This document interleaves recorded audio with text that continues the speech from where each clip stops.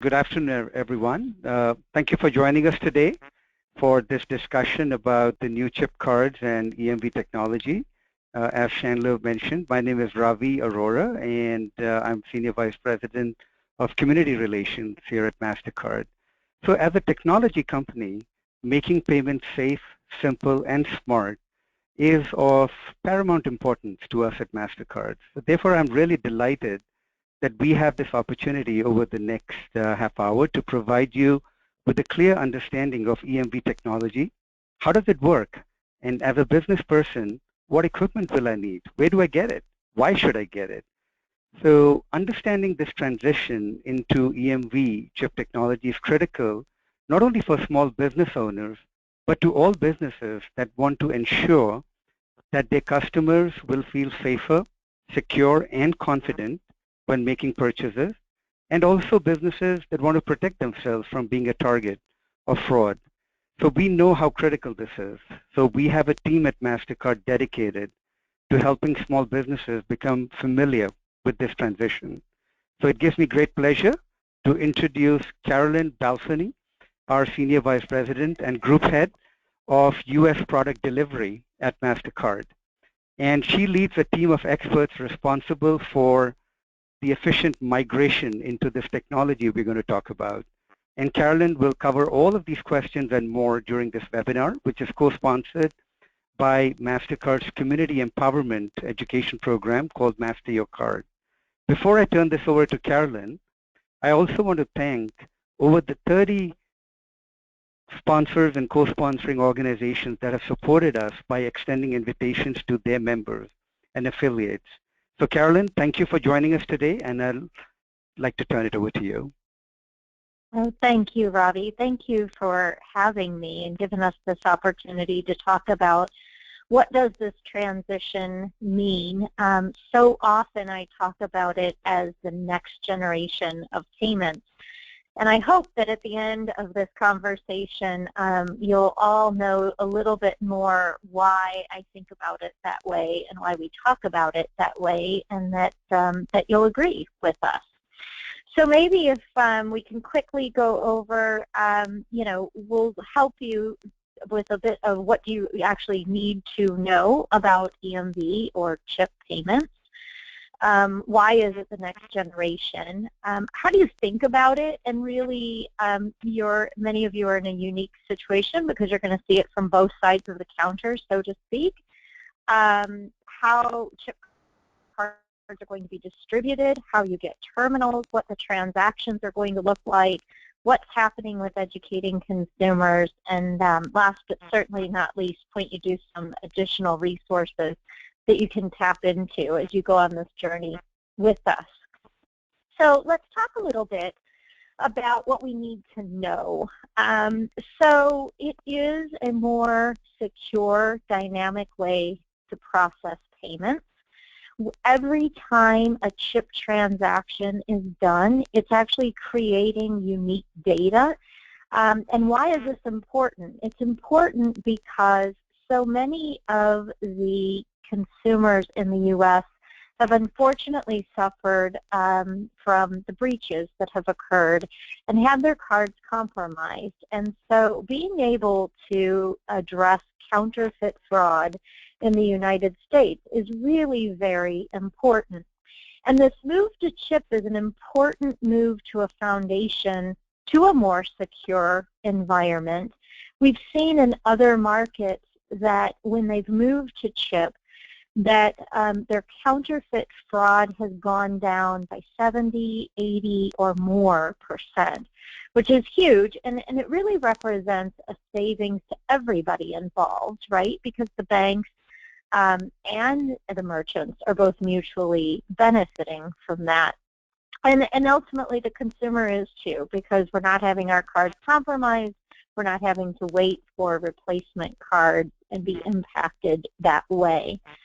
EMV is the global standard for the processes, and they're managed centrally around the world. And if you were listening to our banter earlier, that's really important because we live increasingly in a global economy, and so consumers are traveling overseas, and international consumers are coming to the U.S. And so we need to make sure that payments work no matter where we're at, where we're transacting. Let's talk a little bit about why the change, right? Because it is about security, and it's also about consumer confidence, which is so important when we think about electronic payments and where consumers have confidence to shop. Magnetic stripe cards are susceptible to fraud and unfortunately can be easily copied. I referenced chip as being dynamic and creating unique data every time. A magnetic stripe never changes. It's sort of like a record. You just play it through.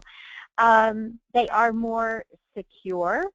And the beautiful part of this is that for the most part, consumers aren't going to need to know what's happening inside of a chip transaction other than it is more secure. There are many benefits to accepting chip-enabled cards, and you'll see some of the data from our research. Consumers actually tell us that when a merchant enables, they know you're serious about the security of their payments, and it increases their confidence about doing business with you. And so you see here that one of the studies that we did, 40% of consumers said they prefer to shop at merchants that accept chip cards. And they went on to, in fact, tell us that if a merchant did not accept chip cards, they may consider not going there. An interesting anecdote from Canada was that as Canada migrated, for those merchants that did not switch over to chip, sometimes consumers actually challenged them and said, I've noticed you haven't gone to chip. Why have you not gone to chip? Do you not care about my security? And so it is very consumer visible.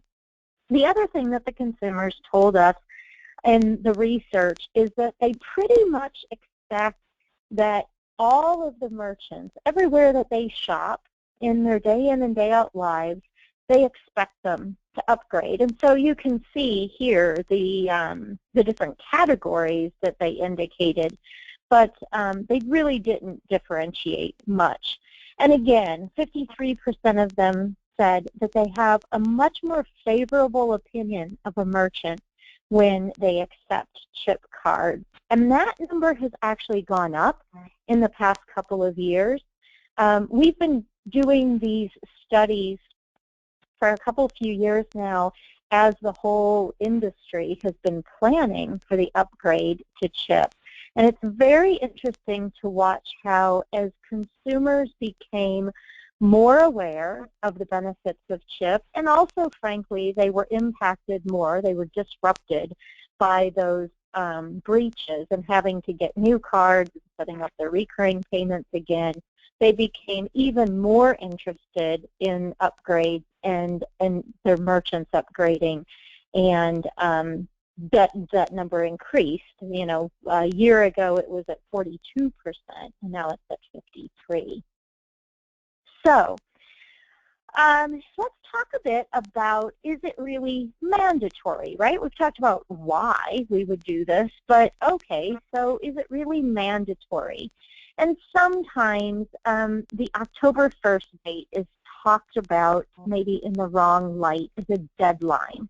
It is not a deadline, and it is not a mandate.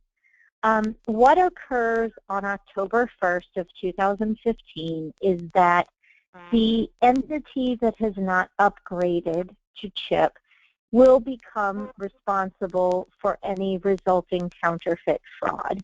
And so what this means in simple terms is that if your bank has given you a chip card and you use it at a merchant that has not upgraded, then the merchant will be liable, or if you are the merchant, you will be liable. And then in the opposite direction, where a merchant has upgraded the terminal, but the card is not, then the issuing bank of that card will continue to be liable. Now, I like to stress that the liability shift, the point of it is absolutely not about pushing the liability around the table. It's really about driving the fraud out of the system. And so ideally what we're looking for is that chip cards are showing up at merchant locations that are chip enabled. We get that dynamic data, we eliminate the counterfeit fraud altogether, and then no one is responsible for the fraud. So accepting chip cards will surely help ensure that you can take payments from all cards, both those issued in the U.S. and globally. Cards will still have magnetic stripes on them. So even if a card comes into your shop and they haven't upgraded, you will still be able to take those payments. So let's talk a little bit about what the consumer experience might be. We've also been doing usability studies. So important to us to not only understand the technology and be communicating about it, but also to understand what the real life experience of a consumer is going to be as they walk around with a chip card. And so we've been doing these usability studies, and even before a consumer tries to use a chip card, 62% of them believe chip cards are easy to use. And then they go on, and when we observe them in the laboratory setting, it really only takes about, we call it 1.5 transactions for a customer to really get it right. So even if they have a little bit of trouble with the first transaction that they do, maybe they take their card out of the terminal too fast or something, by the second transaction they've gotten the hang of it and they're pretty much good to go. And so that's very reassuring because it tells us it's not a big long training time. So let's talk about it from the small business perspective. Not only do these new cards have to be issued, right, but you need new terminals. So the new terminals range dramatically in the cost of them. So you would need to talk with your processing bank about that. But the other thing is that in many cases, the terminals that have been distributed, so if you've gotten an upgrade in the past year or two, or maybe even 3, it's probable that you might have already gotten a terminal with that small slot for a chip card in it. Because the manufacturers started making those terminals and distributing them globally because the rest of the world had migrated. So you'll want to talk with your processor about getting a new terminal, or if your terminal actually already has the hardware it needs and it only needs a upgrade to the software. The terminals are widely available. They're not scarce, and they come in all shapes and sizes, so no matter the size of your business and the needs, there are solutions out there, all the way to Square is offering EMV-enabled dongles, so it truly does run the gamut. I mentioned before that we really do see this upgrade to chip as the base for the next generation of payments. And what we mean by that is it is like having a small computer in your card, which is terrific, right? We're really harnessing the power of that capability. We also are going to be leveraging the same kind of technology to enable other solutions. So for example, many of you have heard of contactless payments, or specifically the introduction of Apple Pay in the mobile devices. And in fact, when a consumer does an Apple Pay transaction, it is typically a chip transaction. So it's creating the same kind of dynamic data and then yielding that same kind of security. So this two is another opportunity to think about as you're upgrading terminals is that ideally you'd be looking at upgrading to a terminal that can do contact chip with the small slot that the cards can go into, but also potentially upgrading to contactless, because then you can accept a variety of payments from the customer, and you can really accept the payment the way they want to present it. So if I'm the mother of three, which I happen to be, and I'm running around on a Saturday morning and I have my mobile device, maybe I just want to run in and pay with that. So it represents lots of opportunities. The other things that we might be able to do with chips are offer like rewards at the point of sale, or consumers could end up with multiple accounts on their card.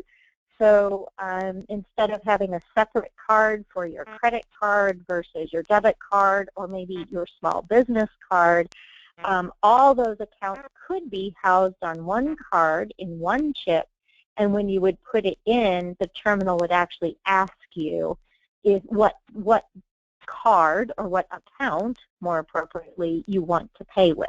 So there are a lot of possibilities, and hopefully that just gives you a glimpse into why we talk about it as the foundation for the next generation of payments.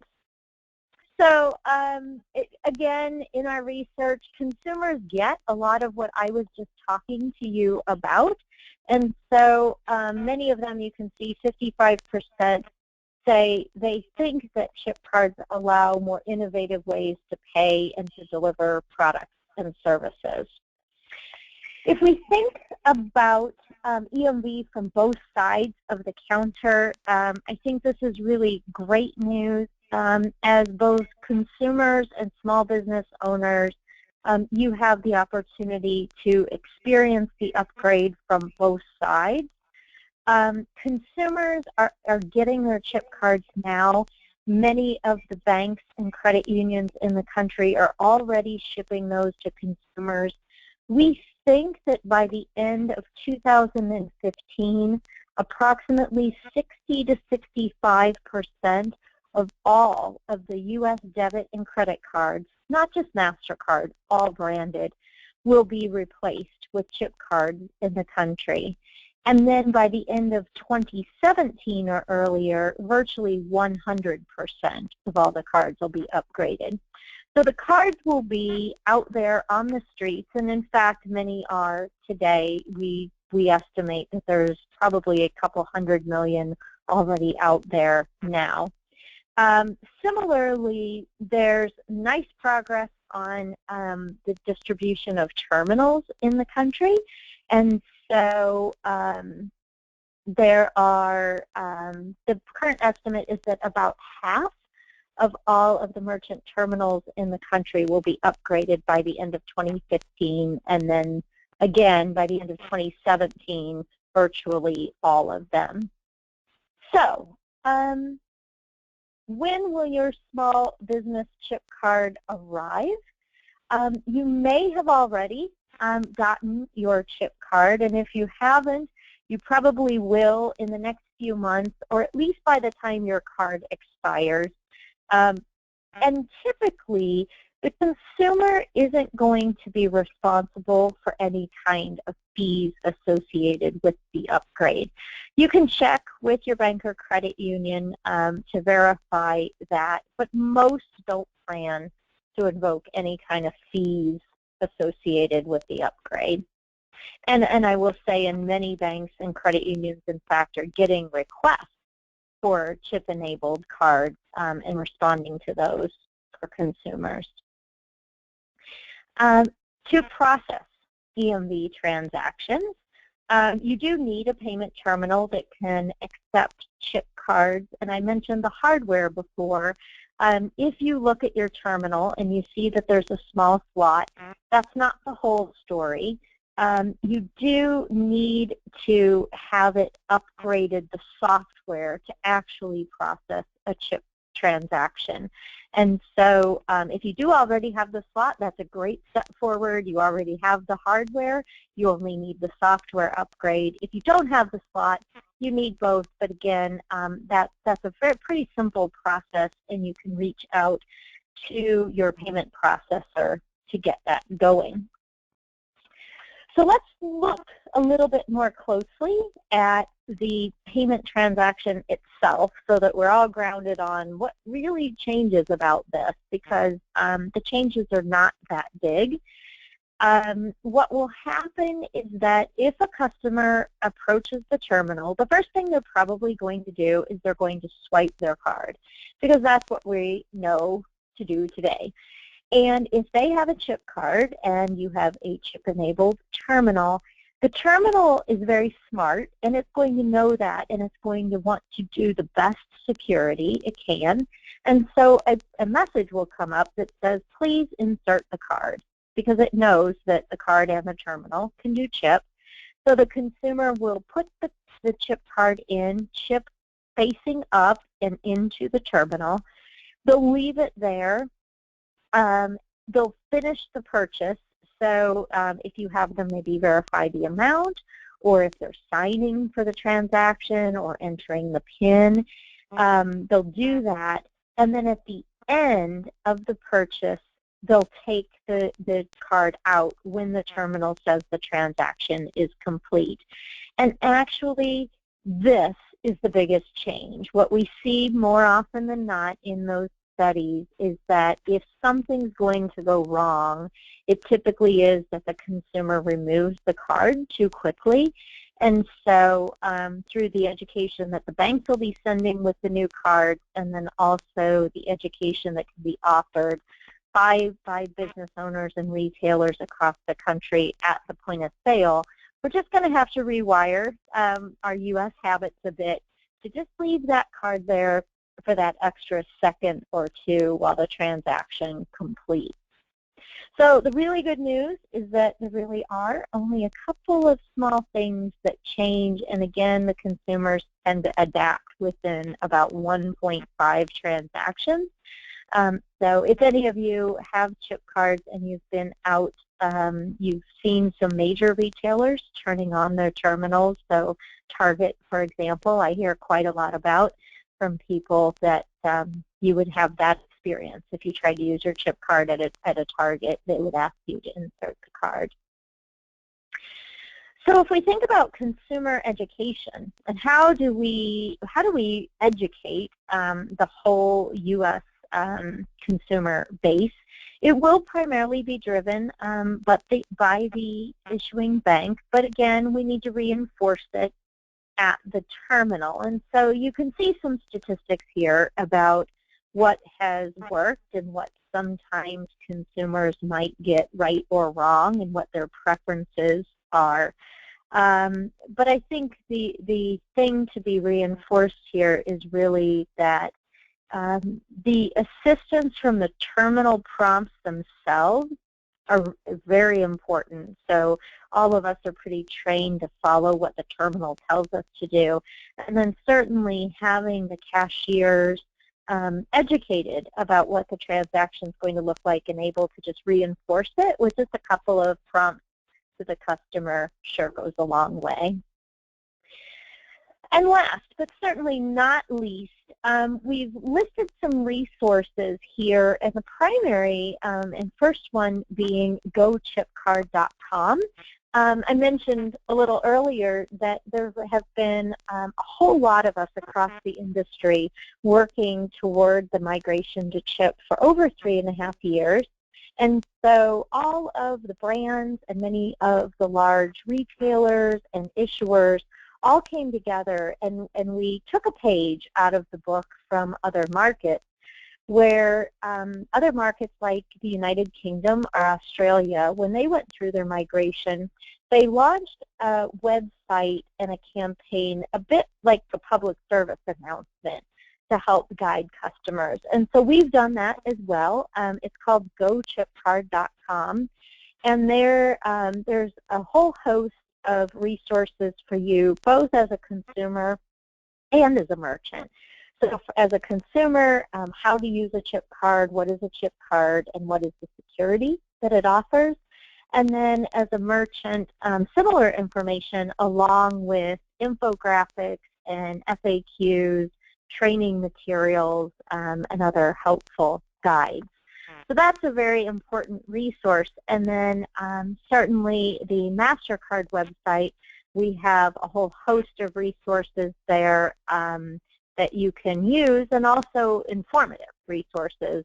We've got some fun videos about other merchants across the country that have upgraded, and some videos about how do you think about the upgrade and what does it mean to your consumers. So not a bunch of laborious, boring reading. I hate when people send me to those kinds of sites. Hopefully it's a bit more engaging kinds of resources. So that concludes sort of our prepared information, but I would be more than happy to take questions. And Chandler, I think you might have gotten some questions on the web during the session. More than just one or two, so forgive me while I try to put a few of them together.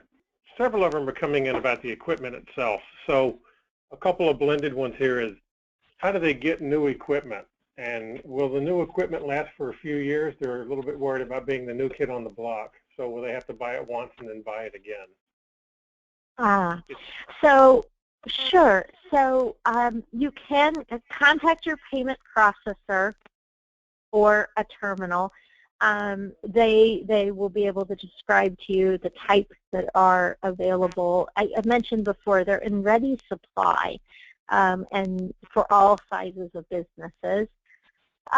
In terms of longevity or durability, I really do think that you can count on keeping a terminal for a reasonable amount of time. I mentioned before that most of the new terminals that are being put out are what we've come to call world terminals. And what we mean by that is that they do magnetic stripe, so they do what it does today, right? It does contact chip, and it also, many of them do contactless. So that situates you nicely for being able to accept the cards that are out today, those that are being issued with a chip, and then also thinking about accepting other types of payments like mobile payments, etc. So I think you can do it with reasonable confidence that it's not going to be a quick turnover cycle.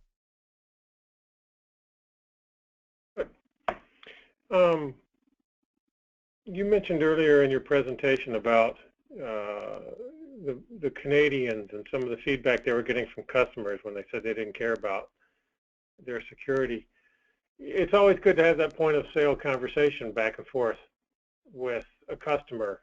So the question here is, what should I tell my customers who are apprehensive about this new payment method? Do you have any suggestions on just the top 2 or 3 things a business person could turn this into a positive experience with?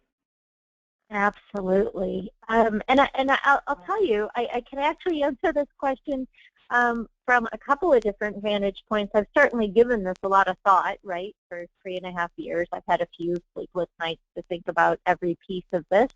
But more importantly, I think I've experienced it now. I've had such fun being in line behind people as they do their first chip transactions. And I've heard retailers do an amazing job at proactively telling the customer as they, because customers can be a little bit leery, right? You know, oh, why am I inserting my card? What is this new thing about?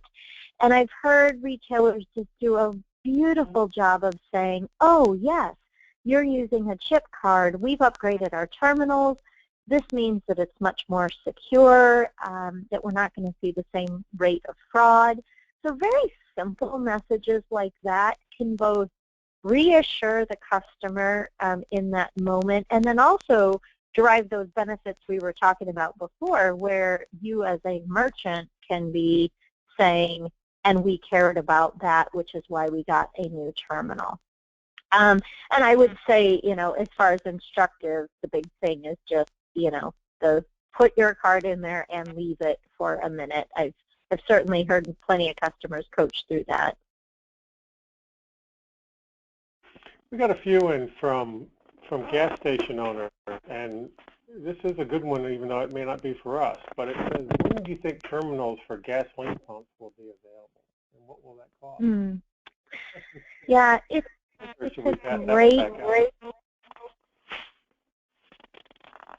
a great question. So what we did not talk about here is that we talked about the liability shift on October 1st.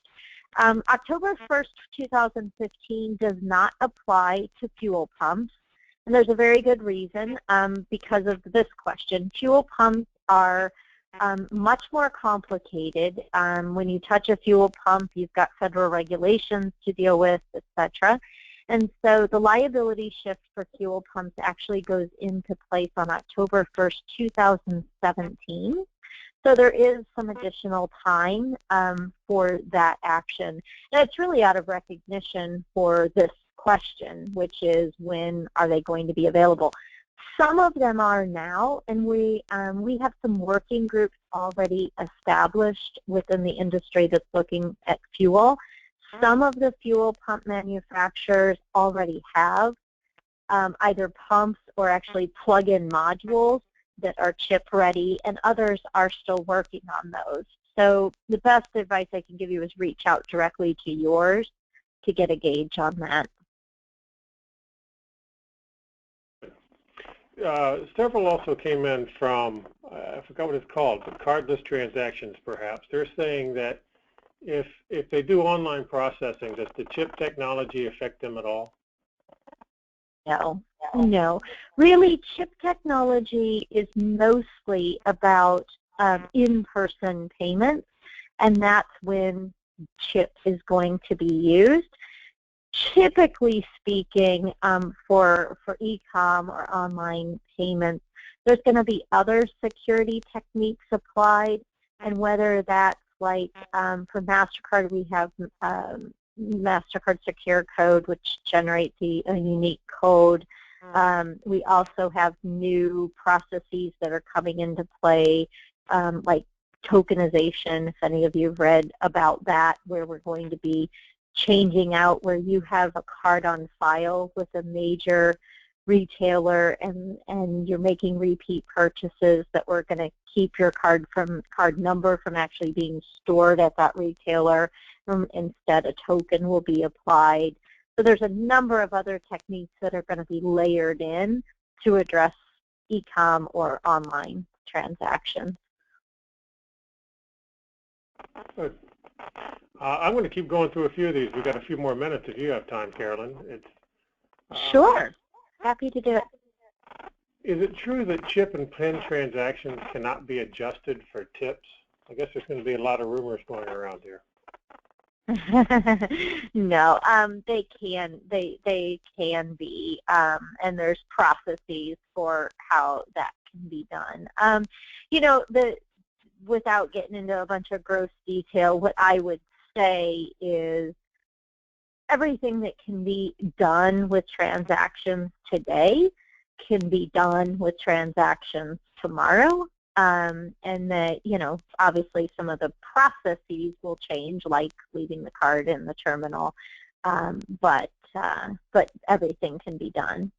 You know, that does remind me of one thing, though, that would be interesting to just note. One of the things that consumers tell us is that they like about chip is that it further reinforces this idea that the terminal is going to be consumer-facing. And one of the things they say is, I like it because my card never leaves my hands. So it's just food for thought, particularly in a small merchant environment, that you might want to think about where your terminal is physically located and making it consumer accessible, so that you're not taking the card from the consumer, but that they're able to interact with the terminal themselves. Because I was reading another question here. It's the same at, it says, how's the process going to work for microsystems in restaurants? So when the server takes the card from the guest for processing, that does kind of hide it away. It does, and as I said before, processes can stay the same, so you can stay with that process. You can have a terminal located at a counter where a customer goes to pay, but also some of the manufacturers are creating or have created handheld devices that can actually be taken to the table. And many of you, I'm sure, have seen these as you've traveled, particularly through Europe. Many restaurants are using those so that the customer actually does the whole payment, including the tip and everything, right there at the table.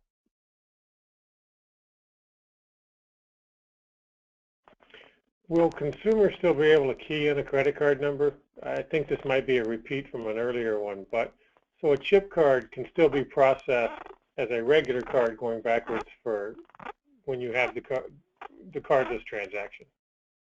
Yeah, absolutely. Okay. This one person says he likes to market everything that changes. How do you recommend, or is there any kind of signage you recommend to put inside of a window that we now take cardless transactions? You mean chip transactions? Yes, sorry. Okay. I just wanted to make sure I was answering the right question. I like to. Yeah, there you go. It mixes it up, right? So, look, I think that you're right that marketing the change, and particularly this change, right? I so often talk about the great part about chip is that it is visible. So much of what we all do, especially at MasterCard, we do a whole lot around payment security, and we do all kinds of things in the network, and we score transactions, and we run models, and we do all kinds of brilliant stuff that nobody ever sees. And so we can describe it to customers, but mostly they just want to know that it works, right? The transition to chip is unique in that it's really customer visible. I mean, they're going to interact with the terminal different, and they're going to know that it's creating more security. And so with that, I think comes this great opportunity to highlight to the customer what a positive event that is and the role you're playing in making that possible. So I like the idea quite a lot of highlighting it to customers. I know merchants are doing it in a number of ways. Some of them are putting signage maybe at their door. Many I have seen do signage at the terminal itself, or even a sticker of some kind on the terminal. So I think that really depends on your business, and that's another really good conversation with your payment processor.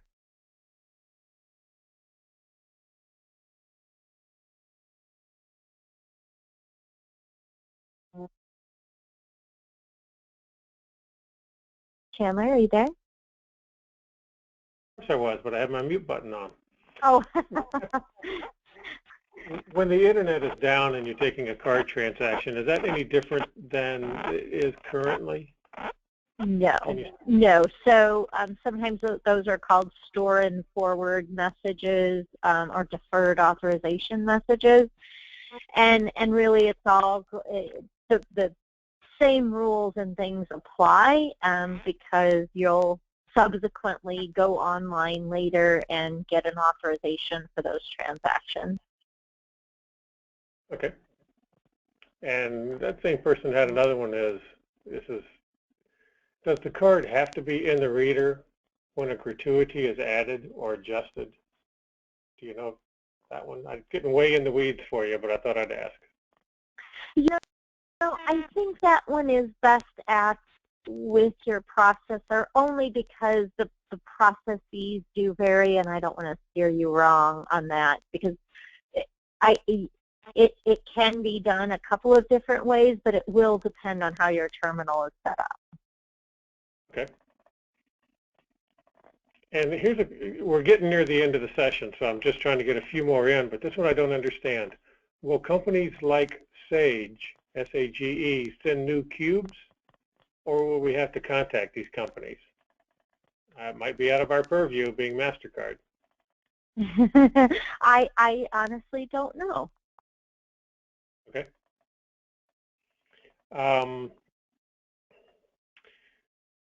The first website that you would recommend people visiting, is that the one that you've got up now, Go Chip Card, just to get more information? Yes, I think that it is terrific, very basic, very clear information, and also I think the power of that information is that you can know that many industry participants have come together and collaborated around that content. And that's important, right? Because this isn't a competitive thing. So if one company describes chip to consumers in a more acute way, they win. It really is about us. If you think about this, this is kind of like when the U.S. upgraded from analog to digital television, right? It's really, we need universal understanding and adoption. And so it was in that spirit that everybody came together and collaborated around that material. And so I think it's a great starting place and a great base to build on. Carolyn, thank you so very much. I think this was such an important issue, as well as a very, very informative session that has really helped all the participants learn about the new technologies.